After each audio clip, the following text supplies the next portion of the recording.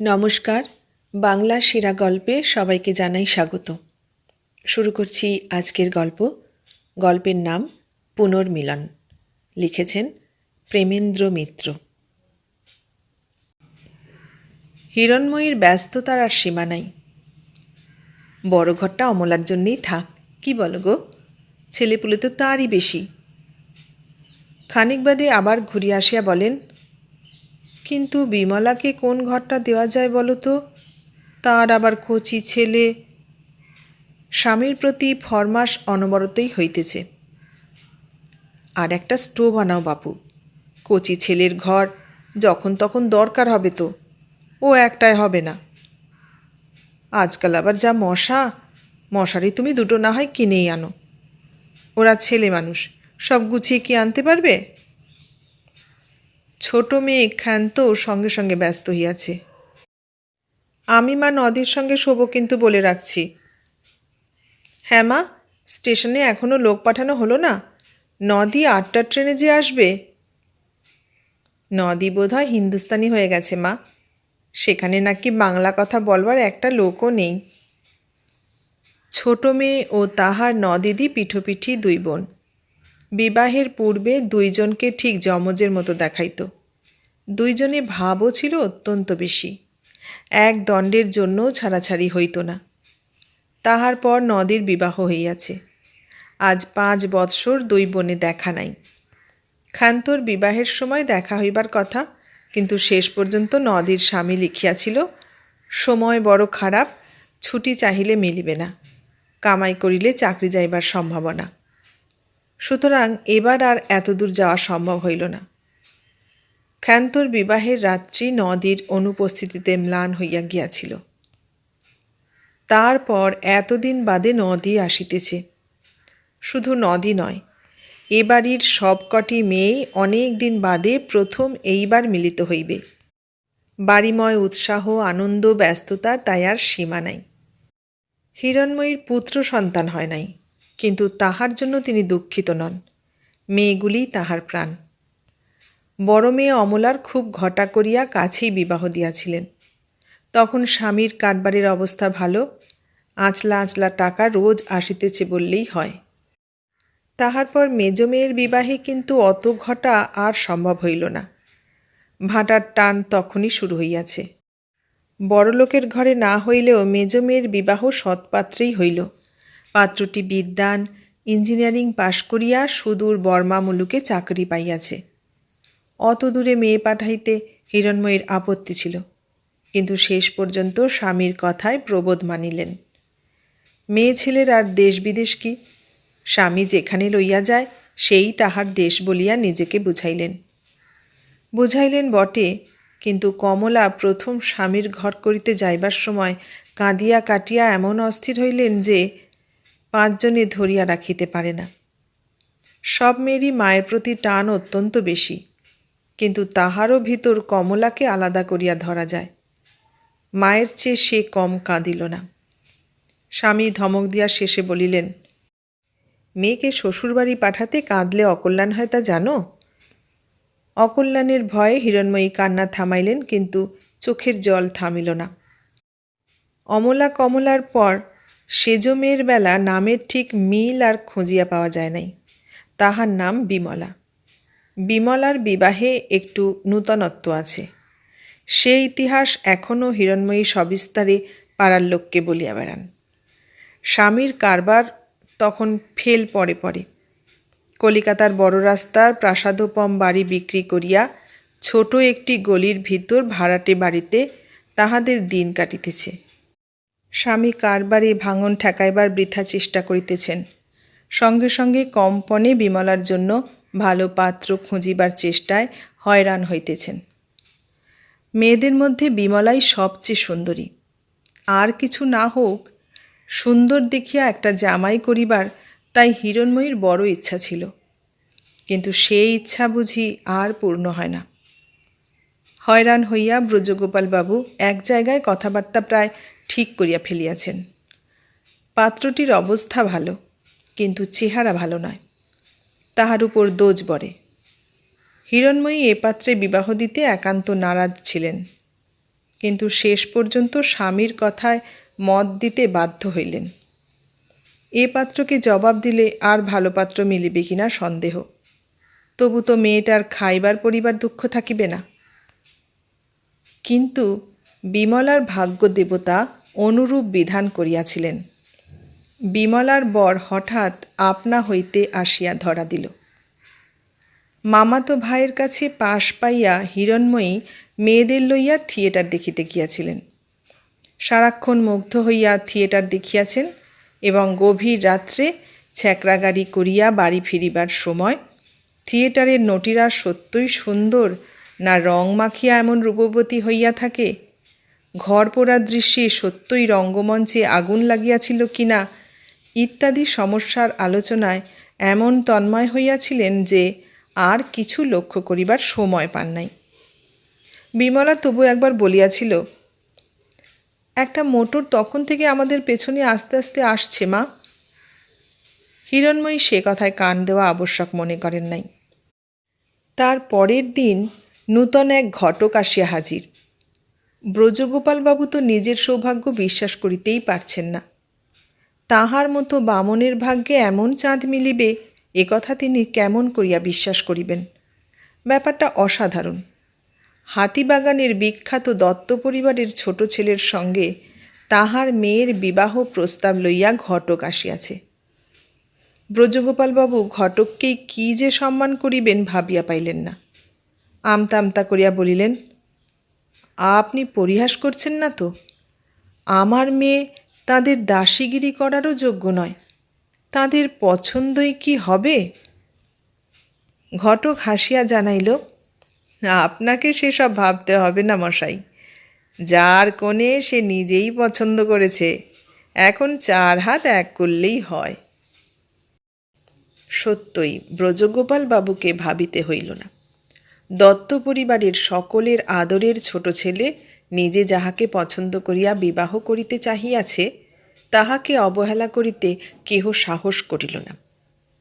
একদিন সত্যই বিবাহ হইয়া গেল। হিরণময়ী শুধু সুন্দর জামাই চাহিয়াছিলেন, কিন্তু বাস্তব তাহার কল্পনাকেও ছাড়াইয়া গেল। জামাই শুধু কার্তিকের মতো সুপুরুষ নয়, কুবেরের মতো ধনবানও বটে। বিমলার বুঝি অনেক জন্মের তপস্যা, নহিলে থিয়েটারে একবার চোখের দেখা দেখিয়া তাহার জন্য অমন রূপবান ও ধনবান ছেলে পাগল হইবে কেন? বিমলার পর নির্মলা, আলোর পর অন্ধকারও বুঝি বলা চলে। হিরণময়ীর মেয়েদের মধ্যে এইটিকে কুৎসিত বলিলে মিথ্যা বলা হয় না। বিবাহ যেমন তেমন করিয়া হইল। পাত্রটির বয়স হইয়াছে, লেখাপড়া তেমন জানে না, সামান্য আয়ের চাকরি করে বলিয়া এবং 3 কুলে কেহ নাই বলিয়া এতদিন বিবাহ করে নাই। দেখাইবার মতো জামাই নয়, তবু হিরণময়ী বিশেষ দুঃখিত হইলেন না বোধ হয়। অবস্থার পরিবর্তনের সঙ্গে সঙ্গে আশা তাহার সংকীর্ণ হইয়া আসিয়াছে। ক্ষান্ত কোলের মেয়ে, তবু জানিয়া শুনিয়া তাহাকে একরকম জলেই ফেলিয়া দেওয়া হইয়াছে। নির্মলার স্বামী তবু সামান্য চাকরি করিত। ক্ষান্তর ভাগ্যে যে স্বামী জুটিল তাহার নিজেরই খাইবার সংস্থান নাই। নেহাতি মেয়ের বিবাহের বয়স পার হইয়া যাইতেছে দেখিয়া পাড়া প্রতিবেশীর কাছে মান রাখিবার জন্য ধরিয়া বিবাহ দেওয়া হইল। মার্কা মারা বকাটে ছেলে, নেশা ভাঙও সম্ভবত করিয়া থাকে।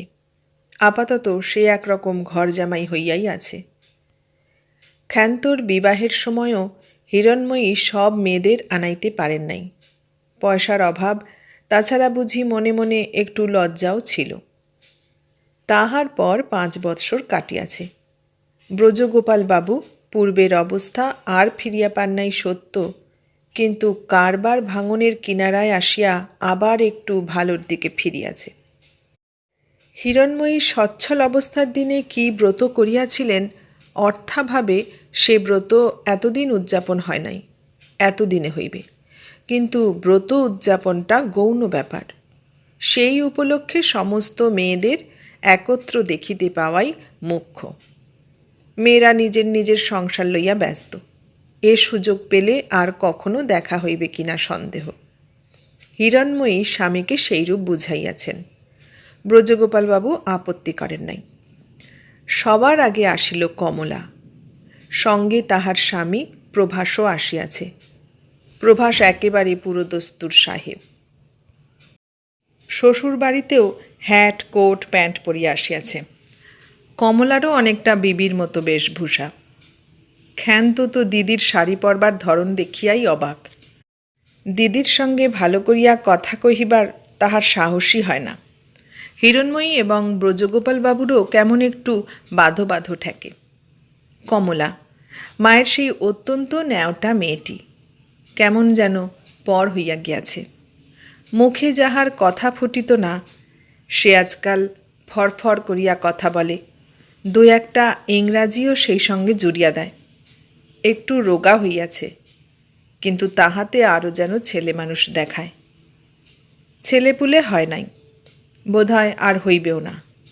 মা সেজন্য একবার বুঝি দুঃখ প্রকাশ করেন। কমলা হাসে, বলে, ছেলেপুলে হলে যেন ভারী সুখ। উনি তো বলেন ওসব আমাদের দরকার নেই। মার কাছে কথাগুলো যেন একটু নির্লজ্জের মতো শোনায়। কমলা যেন একটু বেহায়াই হইয়াছে। বাপমার সামনে স্বামীকে দেখিয়া ঘোমটা তো দেয়ই না, স্বচ্ছন্দে কথা বলে। ব্রজগোপালবাবু কাছে থাকিলে তাড়াতাড়ি সরিয়া পড়েন। হিরণময়ী অস্বস্তি বোধ করিয়া মাথা নিচু করিয়া থাকেন। মনকে বোঝাইতে চেষ্টা করেন, আজকাল ওই রকমই ফ্যাশন। তাছাড়া থাকে সেই কোন মগের মুলুকে, ওর আর দোষ কি। অমলা প্রকাণ্ড একটা মোটরে করিয়া এক রাশ ছেলেপুলে লইয়া আসিল। তাহার স্বামীও সঙ্গে আসিয়াছে। গোলগাল ছোট্টখাট্ট ভালো মানুষটি। অত বড় ঘরের ছেলে বলিয়া বুঝিবার জো নাই। অমলাকে তাহার চেয়ে অনেক ভারিক্কি দেখায়। অমলা ছেলেবেলা হইতেই একটু গম্ভীর, এখন তাহাকে অত্যন্ত রাশভারী মনে হয়। তাহাদের সরকার সঙ্গে আসিয়াছে। দেখা যায় যে বাবুর চেয়ে অমলাকে সে মান্য করে বেশি। আদেশপত্র অমলাই সব দেয়। ছেলেপুলেরা বাপকে তো মানেই না, ভয় করে যা মাকে। অমলা আসিয়াই কাজকর্মের ভার নিজের স্কন্ধে তুলিয়া লয়। ব্যাপারটা অত্যন্ত স্বাভাবিকভাবে ঘটিয়া যায়। খানিক বাদে বরং মনে হয় যে অমলা না আসা পর্যন্ত কাজকর্ম যেন মোটেই সুশৃঙ্খলার সহিত চলিতেছিল না। সে না থাকিলে সব যেন গোলমাল হইয়া যাইত, এমন সন্দেহও হয়। হাঁক ডাক করিয়া ফায় ফরমাস দিয়া অমলা সকলকে ব্যস্ত করিয়া তুলিল। এ ছেঁড়া মান্ধাতার আমলে শামিয়ানা কে এনেছ? বিনোদ বুঝি? যাও ফিরিয়ে দিয়ে এসো। বিনোদ ক্ষান্তর স্বামী। কাপড় অভাবে চওড়া পার একটা শাড়ি পরিয়া সে কাছ দিয়া যাইতেছিল বোধহয় রান্নার জায়গায়। রসুই বামুনদের সঙ্গে ইতিমধ্যে সে বেশ ভাব জমাইয়া লইয়াছে। গোপনে গোপনে দু এক ছিলিম চলিয়াছে বলিয়াও বোধ হয়। বিনোদ দাঁড়াইয়া পড়িয়া একটু রসিকতা করিবার চেষ্টা করিল। ও ছেঁড়া নয় বর্দি, ওসব হলো শামিয়ানার জানালা, আজকালকার ফ্যাশন জানো না। অমলা গম্ভীরভাবে বলিল, তুমি এখনই ফেরত দিয়ে এসো। ভালো শামিয়ানা যদি না পাও সেখানে, তাহলে অন্য জায়গায় দেখতে হবে।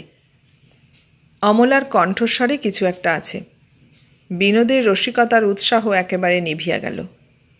ঘাড় কামানো মাথাটা বার কয়েক চুলকাইয়া রান্নাঘরের লোভ ত্যাগ করিয়া সে শামিয়ানা বদলাইতেই শেষ পর্যন্ত বাহির হইল। অমলার হাতে তাহার মা বাপেরও নিস্তার নাই। কই মা, তোমার পুরুত ঠাকুর কই? আর তুমি ওই কাপড় পরে আছো যে বড়, সে গরদের খানা কি হলো? মা একটু হাসিয়া বলেন, এও তো বেশ শুদ্ধ কাপড় বাপু, আর সে গরদ পরে না। কেন পরে না শুনি? কে বলেছে তোমায় ও কাপড় শুদ্ধ? ওসব বিদেশি সস্তা কাপড়, কি থেকে তৈরি কে জানে। না না, তুমি গরদ বার করে আনো, না হলে আমার ট্রাঙ্কে একটা আছে, দেবো এনে। মাকে কাপড় বদলাইতে যাইতে হয়। অমলার কর্তৃত্ব সকলেই সহজে মানিয়া লয়। তাহার আদেশে জবরদস্তি আছে, কিন্তু অহংকার নাই। কিন্তু একজনের একটু খারাপ লাগে। এ বাড়ির ভিতর সামান্য একটু অশান্তির বীজও বুঝি অঙ্কুরিত হইবার উপক্রম হয়। অমলা মাঝের ঘরে ঢুকিয়া বলে, হ্যাঁ রে কমলি, তোদের সঙ্গে ওই যে বেয়ারা এসেছে, ও কি জাত? কমলা হাসিয়া বলে, কি জাত কে জানে, ও মাদ্রাজি। মাদ্রাজিদের কি জাত নেই? থাকবে না কেন, সে খোঁজ করিনি। ও মা, জাত জানিস না, অথচ ঘর দোর জিনিসপত্র সব ছুঁয়ে টুঁয়ে বেড়াচ্ছে, কিছু বলিসনি? তাতে কি হয়? হয় হয় রে পাগলি, হিন্দুর বাড়িতে দোষ হয়। আমরা তো তোর মতো খ্রিস্টান হইনি। তবে আজকের মতো বাইরে থাকতে বলে দিস, পুজো আচ্চার দিন, বুঝেছিস? কমলা হাসিয়া বলে, আচ্ছা মুশকিল বাবু, ওই তো সেখানে আমাদের রেঁধে পর্যন্ত দিয়েছে, কি হয়েছে তাতে? অমলাও হাসিয়া বলে, হয়েছে এই যে তোর হাতে আর আমরা খাবো না। তা খেও না। কথাটা হাসিয়া বলিলেও কমলা মনে মনে বুঝি একটু অসন্তুষ্ট হয়। অমলা বাহির হইয়া গিয়াছিল। খানিক পরে ফিরিয়া আসিয়া বলে, হ্যাঁ রে, প্রভাসকে দেখছি না কেন? উনি একটু বেরিয়েছেন। বেরুতে দিলি কেন? থাকলে একটু দেখাশোনা করতে তো পারত। সে তোমরাই করছো, আমরা ওসব বুঝি টুঝি না। আমরা কথাটার উপর একটু জোরই দেওয়া হইয়াছে। অমলা বুঝিতে পারিয়া একটু গম্ভীর হইয়া যায়। মায়ের সর্বাপেক্ষা রূপসী মেয়ে দত্ত পরিবারের আদরের বধূ বিমলা আসিয়াছে অনেক দেরিতে, অত্যন্ত সাধারণ বেশে একটি ছ্যাকড়া গাড়ি করিয়া। 6 মাসের ছেলেকে সে নিজেই কোলে করিয়া আনিয়াছে। দূর সম্পর্কের এক দেওর পৌঁছাইয়া দিতে আসিয়াছে মাত্র, সঙ্গে একজন ঝিও আসে নাই। বিমলা কাছেই থাকে বলিয়া মা ইতিপূর্বে 2-1বার তাহাকে আনাইবার চেষ্টা করিয়াছেন, কিন্তু সফল হন নাই। আজ গাড়ি হইতে তাহাকে নামাইতে গিয়া তিনি অবাক হইয়া যান। বিমলার হাত হইতে ছেলেটাকে কোলে তুলিয়া তিনি প্রথম আদর করেন। রাজপুত্রের মতো ছেলে হইয়াছে। কিন্তু বিমলার দিকে চোখ তুলিয়া চাহিয়া তিনি সবিস্ময়ে জিজ্ঞাসা করেন, ই কি ছিরি হয়েছে মা তোর? অসুখ বিসুখ করেছিল নাকি? কই খবর দিসনি তো? বিমলা ম্লান হাসিয়া মৃদুস্বরে বলে, অসুখ করবে কেন, এমনি তো শরীর। এমনি শরীর কি রে? গলার কণ্ঠা বেরিয়েছে, মুখটা শুকিয়ে এতটুকু হয়ে গেছে, ময়লা হয়ে গেছিস। কি হয়েছিল মা? বিমলা মায়ের সঙ্গে যাইতে যাইতে মাথা নিচু করিয়া বলে, সত্যি কিছু হয়নি তো মা। মায়ের মন সে কথা বিশ্বাস করিতে চায় না। বিমলার গলার স্বর পর্যন্ত যেন পরিবর্তিত হইয়া গিয়াছে, কেমন যেন সংকুচিত ভাব। মা মনে মনে অত্যন্ত উদ্বিগ্ন হইয়া ওঠেন, কিন্তু সকল কথা জিজ্ঞাসা করিবার সময় এখন নাই। মনের অশান্ত উদ্বেগ চাপিয়াই তাহাকে রাখিতে হয়। বাড়িতে ঢুকতেই অমলা জিজ্ঞাসা করে, বিমলা যে একা এলো, অপূর্ব আসেনি মা? মা বিমলার কথা ভাবিতেই এত তন্ময় ছিলেন যে এ ব্যাপারটা লক্ষ্যই করেন নাই। বলেন, তাই তো। তাহার পর বিমলাকে জিজ্ঞাসা করেন, অপূর্ব এলো না কেন রে? বিমলা মৃদুস্বরে বলে, তিনি বোধহয় আসতে পারবেন না, অনেক কাজ। অমলা একটু হাসিয়া বলে, কাজ তো ব্যাংকের চেক সই করা। তুই যেমন বোকা মেয়ে, জোর করে ধরে আনতে পারলি নে? বিমলা মৃদু একটু হাসে মাত্র, উত্তর দেয় না। বাড়িময় গোলমাল ব্যস্ততা, কোথা দিয়ে কি হইতেছে কে জানে। সকল কাজের খেয়েই একা অমলা ছাড়া বুঝি আর কেহই রাখিতে পারে না। কাহারও সে উৎসাহ নাই। ক্ষান্ত বিমর্ষ মনে ঘুরিয়া বেড়ায় বড় দিদির দৃষ্টি এড়াইয়া। বড়দিদি দেখিতে পাইলেই একটা কাজে লাগাইয়া দিবেন, কিন্তু তাহার কিছুই ভালো লাগিতেছে না। দিদি এখনও আসে নাই, বোধহয় আসিবেই না। দিদি কি করিয়া এমন নিষ্ঠুর হইল কে জানে। তাহার দিদিকে দেখিবার জন্য সমস্ত মন ব্যাকুল হইয়া আছে। দিদির কি একবারও মনে পড়ে না? কত কথাই না সে মনে মনে ভাবিয়া রাখিয়াছিল। দিদি না আসিলে তাহার কিছুই তো হইবে না। আর এবার যদি দিদি না আসে, তাহা হইলে আর কখনো দুইজনের দেখা হইবে কিনা সন্দেহ। না, ক্ষান্তর জীবনে কোনো সুখ নাই। অকর্মণ্য স্বামীর জন্য একেই তো তাহার দুঃখ ও গ্লানির অন্ত নাই। মনের কথা বলিবার মতো একজন সঙ্গীরও তাহার অভাব। নিজের দুঃখের কথা কাহাকেও বলিতে পারিলে বুঝি সে অনেকটা হালকা বোধ করিত। দিদিরা সব যেন কেমন হইয়া গিয়াছে। বড়দিদিকে অবশ্য সে চিরকাল মায়ের চেয়ে বেশি ভয় করিয়া থাকে, কিন্তু মেজ দিদি ও সেজ দিদির কাছে লজ্জা সংকোচ করিবার তো তাহার কিছু ছিল না। কিন্তু তাহারাও কেমন দূরে সরিয়া গিয়াছে। সেজ দিদি বাড়িতে আসিয়া অবধি কোন কোণে যে নিজেকে গোপন করিয়া রাখিয়াছে খুঁজিয়া বাহির করাই শক্ত। যে সেজ দিদির হাসিতে বাড়ি সারাক্ষণ মুখর হইয়া থাকিত, গলার আওয়াজের জন্য যে মার কাছে অহরহ বকুনি খাইয়াছে, আজকাল তাহার মুখ দিয়া একটা কথা বাহির করাই কঠিন। সারাক্ষণ অন্যমনস্ক হইয়া আছে। 5টা কথার উত্তরে একটা হুঁ দেয় মাত্র। আর মেজ দিদির যা দেমাগ, কাছে ঘেঁষিবার জো নাই। আজ সে তো মেজদির উপর রীতিমতো চটিয়াই গিয়াছে। মেজদি কী সব নতুন ফ্যাশনের কাপড় জামা আনিয়াছে তাহাই দেখিতে গিয়াছিল। কাপড় দেখাইতে দেখাইতে হঠাৎ মেজদি বলিয়া বসিল, হ্যাঁ রে, বিনোদ আজকাল কাজকর্ম কিছু করছে? স্বামীর কাজকর্মের কথায় লজ্জা পাইয়া ক্ষান্ত চুপ করিয়াছিল। কমলা তাহার পর বলিয়াছিল, বসে বসে খাচ্ছে তো? কি বেহায়া বাপু, বাবার যেমন কাণ্ড, দেশে আর পাত্র ছিল না।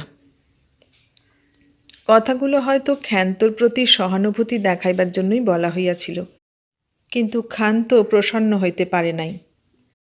মেজদি আবার বলিয়াছিল, একটু মান অপমান জ্ঞান নেই? কি বলে একটা শাড়ি পরে চাকর বাকরের মতো ঘুরে বেড়াচ্ছে বলো তো? আমি তখন ডেকে খুব ধমকে দিয়েছি। আমাদের বেয়ারা রামেশ্বরের কাছ থেকে দেখি না একটা বিড়ি চাইছে। তা ধমকালে কি শিক্ষা আছে? দাঁত বার করে হাসতে হাসতে চলে গেল। ক্ষান্তর কিন্তু অত্যন্ত একটা দরকারি কাজের কথা মনে পড়িয়া যাওয়ায় কাপড় দেখা তখন আর হয় নাই। কমলা ডাকিয়া বলিয়াছিল, এই সিল্কের খানা দেখে গেলি না? ক্ষান্ত যাইতে যাইতে বলিয়াছিল, এখন থাক। না, মেজদির অহংকার বড় বেশি। বাপের বাড়ি আসিয়া অত সাজগুজি বা কেন? তাহারা কখনো কাপড় জামা দেখে নাই কি? না, নদীর উপর তাহার অত্যন্ত অভিমান হইতেছে। সে আসিলে তাহার তো কাহাকেও দরকার হইত না। তাহারা দুইজন এতক্ষণ চিলেকোঠার ঘরে গিয়া গল্প করিতে পারিত। চিলকোঠার অবশ্য আগেকার সে আকর্ষণ আর নাই। পাশে একটা মস্ত বাড়ি উঠিয়া তাহাদের চিলকোঠার সামনেটা আড়াল করিয়াছে। দূরের সেই পুকুর ঘাট আর সুপারি গাছের বন আর দেখা যায় না। দুজনে মিলিয়া তখন কি উৎসাহের সঙ্গেই না ছাদ হইতে পরস্পরের সহিত প্রতিযোগিতা করিয়া সেই পুকুরে ঢিল ছুঁড়িয়াছে। আজকাল ইচ্ছা থাকিলেও তাহারা ঢিল ছুঁড়িতে পারে না। তাহাদের সে বয়স আর নাই। কেন যে নাই তাহা ক্ষান্ত ভালো করিয়া বোঝে না। ঢিল ছুঁড়িবার লোভ তো এখনও তাহার প্রচুর, তবে লোকে কি বলিবে এই যা। আর নদীও সেরকম নিশ্চয়ই নাই। এই পরিবর্তনের কথা ভাবিয়া ক্ষান্তর দুঃখ হয়। সত্যি বিবাহের পূর্বে তাহারা বেশ ছিল। কতদিন তাহারা দুই বোনে পরামর্শ করিয়াছে যে তাহারা কিছুতেই বিবাহ করিবে না। দুইজনে দুই জায়গায় ছাড়াছাড়ি হইয়া যাইতে তাহাদের অত্যন্ত আপত্তি ছিল। সত্যই সেসব কল্পনা আকাশকুসুম হইয়া দাঁড়াইল। ঘুরিতে ঘুরিতে ক্ষান্ত বাবার সামনে গিয়া পড়ে। ব্রজগোপাল বাবু ভাঁড়ার ঘরের একপাশে বসিয়া তামাক খাইতেছেন। ক্ষান্তকে দেখিয়া বলিলেন, হ্যাঁ রে, বিনোদকে দেখছি না যে। ক্ষান্ত অপ্রস্তুত হইয়া পড়ে, হাসিও পায় একটু। বাবার অদ্ভুত সব কথা। স্বামীকে তাহার যেন চোখে চোখে রাখিবার কথা, না দেখিতে পাওয়ার কারণ যেন সে জানে। ক্ষান্ত চুপ করিয়া থাকে। ব্রজগোপালবাবু বলেন, যা সব গোলমাল, খেয়াল করে তাকে কেউ খাওয়ালো কি না কে জানে। তাহার স্বামী যে কচি খোকা নয়, খাইবার ইচ্ছা হইলে সে যে নিজে চেষ্টা করিয়া খাইতে পারে, এ কথা আর সে কেমন করিয়া বাবাকে বুঝাইবে? এই উচ্ছৃঙ্খল অকর্মণ্য জামাইটির প্রতি বাবার যে অতিরিক্ত একটু স্নেহ আছে তাহা ক্ষান্ত জানে। মুখে ইহাকে বাড়াবাড়ি বলিলেও কেন যে সে ইহাতে খুশি হয় বলিতে পারে না। ক্ষান্ত স্বামীর কথা এড়াইবার জন্য জিজ্ঞাসা করে, বাবা, নদী যে এলো না? কথাটা এমনি সে জিজ্ঞাসা করে। বাবা যে কোনো কিছুর খবর রাখে না ইহা সে জানে। কিন্তু ব্রজগোপাল বাবু হঠাৎ ব্যস্ত হইয়া বললেন, তাই তো, তোর মাকে বলতে ভুলে গেছি, নির্মলা যে চিঠি দিয়েছে। এক এক করিয়া 3টি পকেট হাতড়াইয়া অবশেষে ব্রজগোপাল বাবু এক পকেট হইতে খামটা বাহির করেন। ক্ষান্ত রাগ করিয়া বলে, তুমি তো বেশ বাবা, আমরা সবাই ভেবে মরছি, আর তুমি চিঠি পকেটে রেখে ভুলে গেছ। ব্রজগোপাল বাবু অপ্রস্তুত হইয়া বলেন, সকালে পিয়ন দিয়ে গেছে, তোর মাকে দেব করে ভুলে গেছি। ক্ষান্ত সে কথা অবশ্য তখন শুনিতেছে না, সে চিঠি পড়ায় ব্যস্ত। চিঠি পড়িতে পড়িতে তাহার সত্যই কান্না পায়। নদী কত কথাই লিখিয়াছে, কেন আসিতে পারিবে না, তাহাদের সেখানে এখন কী রকম গরম ইত্যাদি। শুধু তাহার বেলায় ক্ষান্তকে আমার আশীর্বাদ দিও ছাড়া আর কিছু নয়, এতটুকু তো না লিখিলেই চলিত। ক্ষান্তকে আর মনে রাখিবারই বা কী দরকার ছিল? চিঠিটা ফিরাইয়া দিয়া সে হন হন করিয়া চলিয়া যায়। ব্রজগোপালবাবু পিছন হইতে বলেন, চিঠিটা নিয়ে যা ক্ষান্তি, তোর মাকে দিবি। কিন্তু ক্ষান্ত আর ফিরিয়াও চাহে না। অনেক রাত হইয়াছে, নিমন্ত্রিতদের খাওয়া দাওয়া, বাড়ির কাজ সব চুকিয়াছে। হিরণময়ী সমস্ত মেয়েদের লইয়া খানিকক্ষণের জন্য একটি ঘরে বসিয়াছেন। অমলা মেজবোনকে বকিতেছিল, বিকেলবেলা শান্তির জল নেবার জন্য তোকে ডেকে ডেকে হয়রান। শেষকালে কে বললে তোরা সেজে গুজে ছবি দেখতে গেছিস? আজকের দিনে তোর বায়োস্কোপ না গেলে চলতো না? কমলা গম্ভীর মুখে বলিল, আমরা থেকেই বা কী করতাম? অমলা এবার একটু রাগিয়াই বলিল, তবু থাকতে হয়, বায়োস্কোপ তো আর পালিয়ে যাচ্ছিল না। আহা, আজ হলো এ ছবির শেষ দিন, আমরা বলে সেই রেঙ্গুন থেকে অ্যাডভার্টিজমেন্ট দেখে দিন গুনছি। তা ও ছবি না হয় অন্য ছবি দেখতিস, সেই বায়োস্কোপ তো। এই কলকাতা শহরেই আছি, 5 বছর তো একটা থিয়েটারে পর্যন্ত যায়নি। কমলা উষ্ণস্বরে জবাব দেয়, যার যেমন রুচি। মা ব্যাপারটা খারাপ দাঁড়াইতেছে দেখিয়া অন্য কথা পারেন। তাহার পর বলেন, বিমলা আবার উঠে গেল কোথায়? ক্ষান্ত বলিল, ছেলে কাঁদছে বোধ হয়। না, ছেলে তো ঘুমোচ্ছে দেখে এলাম। বলিয়া অমলা আবার জিজ্ঞাসা করে, ওর কি হয়েছে বলো তো মা? হিরণময়ীর মুখে গভীর বেদনার ছায়া পড়ে। কিছুই তিনি জানেন না, তবু মায়ের প্রাণ কি যেন অজ্ঞাত আশঙ্কায় কাঁপিয়া ওঠে। হিরণময়ী কিছু না বলিয়া সেজমের খোঁজে উঠিয়া যান। বিমলা সত্যই তাহার ঘরে গিয়া ছেলেকে দোল দিতেছে। হিরণময়ী তাহার কাছে গিয়া বসিয়া বলেন, উঠে এলি যে মা? বিমলা মৃদু হাসিয়া বলে, এমনি। তাহার পিঠে হাত রাখিয়া হিরণময়ী সস্নেহে বলেন, অনেক দিন বাদে এসেছিস, এবার কিন্তু তোকে তাড়াতাড়ি ছেড়ে দিচ্ছি নে, তা তারা যা বলে বলুক। বিমলা খানিক চুপ করিয়া থাকে, তাহার পর আস্তে আস্তে বলে, অনেক দিন কেন মা? চিরকালের জন্য রাখতে পারো না? হিরণময়ী হাসিয়া বলেন, দূর পাগলি, আমি রাখলেই কি তুই থাকতে চাইবি? 2 দিন বাদেই যাবার জন্য পাগল হবি। বিয়ের পর কি আর মেয়েদের বাপের বাড়ির ওপর টান থাকে? বিমলা অদ্ভুতভাবে হাসিয়া বলে, তা বটে। হিরণময়ী খানিক চুপ করিয়া বসিয়া থাকেন, বলিবার কোনো কথা নাই। তাহার পর বিমলাকে শুইতে বলিয়া উঠিয়া যান। কিন্তু তাহার নিজের চোখে ঘুম নাই। অন্ধকার বারান্দায় দাঁড়াইয়া তিনি তাহার গভীর সুখ উপলব্ধি করিবার চেষ্টা করেন। অনেক সাধ করিয়া তিনি মেয়েদের আনাইয়াছেন। একটি বাদে তাহাদের সমস্ত মেয়েই আজ একত্র হইয়াছে। তাহার তো অত্যন্ত সুখী হইবার কথা, কিন্তু সত্যই কি তিনি সুখী হইয়াছেন? মেয়েদের ঠিক যেমনটি তিনি দেখিতে চাহিয়াছিলেন তেমনটি কি তাহার আর আছে? ইহারা তাহারই কন্যা, অথচ ঠিক যেন তেমনটি আর নাই। নিস্তব্ধ অন্ধকার আকাশের তলায় এই 44 বৎসর বয়সে প্রথম যেন তিনি সৃষ্টি, সংসার ও জীবনের দুর্গেয় অতল রহস্যের সম্মুখীন হইয়া দাঁড়াইয়াছেন। পর মুহূর্তেই তাহার চমক ভাঙে। ভাড়ার ঘরে বোধহয় তালা দেওয়া হয় নাই। কাল সকাল হইতে আবার অনেক কাজ।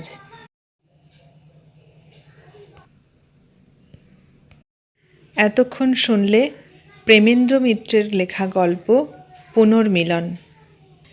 কেমন লাগলো গল্পটা? ভালো লাগলে লাইক, কমেন্ট, শেয়ার করো। আর নতুন বন্ধু হলে সাবস্ক্রাইব করার অনুরোধ রইল। সবাইকে অনেক ধন্যবাদ জানিয়ে আজ এখানেই শেষ করলাম।